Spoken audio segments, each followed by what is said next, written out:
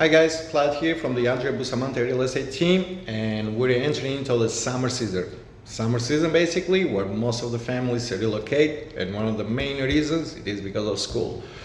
We all as parents do not, we rather move during summertime that we do not have basically to force our children to adjust in a new school, new friendship, and so on. So I want to touch base when it comes in the real estate world to the affordability, because everybody talks about it, but like what are the three main components when it comes to the affordability of the home? So number one, it is the wages. The wages basically, like based on the data, what shows up there, Americans are getting paid more than ever.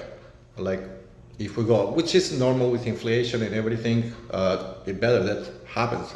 Basically, the number two are the interest. It is the interest rate. So right now, we're sitting an average of 7%. Someone drops a little bit below. Someone goes up to like 7.1, 7.2, 7.3, and so on. Now, if we go check all the data, if we go 30, 40 years back, basically, like maybe 50 years back, like there are folks that have purchased home like with 16% interest rate, 18%, 70%, 18%, and so on. Or if we go 2-3 years ago, when there were folks that were purchasing homes to like 2.5, 3%, and so on.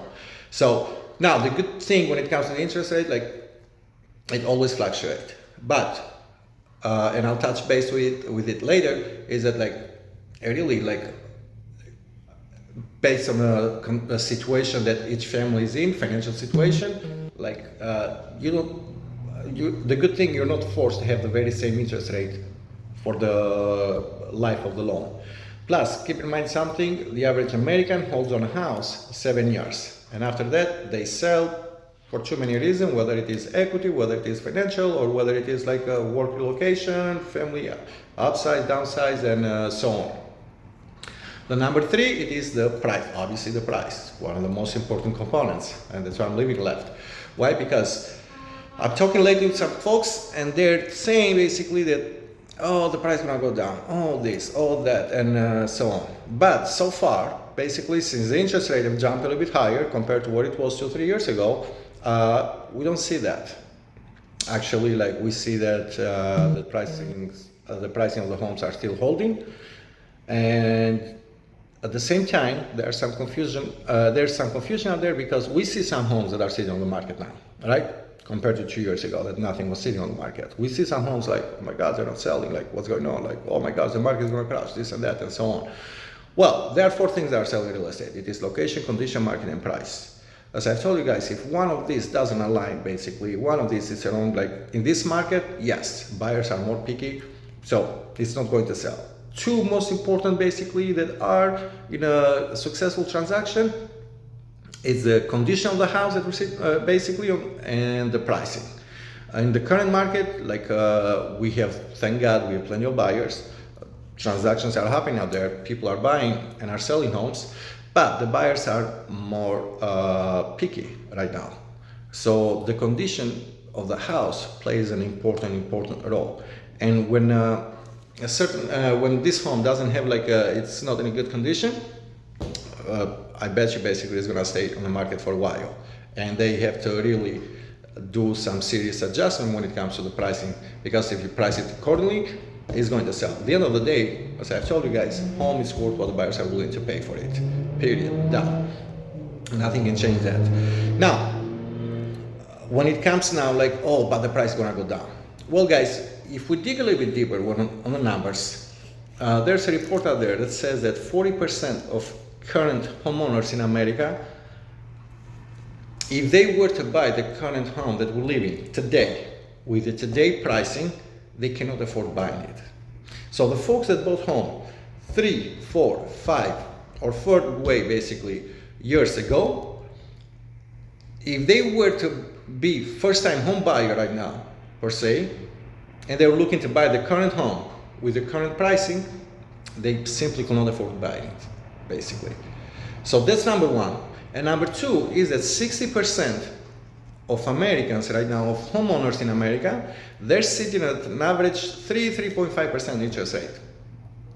So guess what? These folks, even if they want to sell, relocate, or upsize, downsize, and so many other reasons out there, they cannot, they don't want to get rid of the interest rate. So they decide whether to keep the house, and if, let's say, they're able to upsize or downsize, buy another one, basically. So we have another buyer on the market that he's currently, that he owns an inventory, but is not bringing that inventory on the market, which makes it more difficult for the all buyers out there. But the key now in here that you may say, like, okay, when I was talking about the interest rate, is that 80% of these folks, they refinanced the house when the rate was low. So 80% of those folks, they bought home basically with 5%, 6, 7, 8, 9, or 10% in some situation. But what they did when the rate went down, they simply refinanced it. So right now they're sitting on a good monthly payment and on basically on a good interest rate. So that these are, I believe, at least in my opinion, this is one of the reasons that like we still struggling for inventory, and that's why like one of the reasons that like the prices are not going down as a lot of people are expecting. So for you folks that are renting out there, like all what I'm gonna say, the rule of thumb is that if you are paying $2,500 in rent, well, you might as well basically like you can buy the very same mortgage payment, because at the end of the day, that's what we're buying into. It's like we're not buying price and so on. Those prices and interest rate, as I'm trying to show you guys, is that they're not staying forever. The monthly is that staying basically forever, unless if you hit the lotto and you pay it off, good for you, God bless, nothing wrong with that. So, but if you're buying finance, it's again, you're paying a rent of $2,500. Well, most likely, not most likely, but 100%, you can afford buying a home with a mortgage of $2,500 up to $3,000. More than that, you may want to look a little bit deeper when it comes to your financial situation, because again, at the same time, we don't want you to buy a house and put into like yourself into financial difficulties. So pretty much that's what I wanted to touch base with you guys. Have an amazing summer out there. Be safe, be blessed. Bye bye.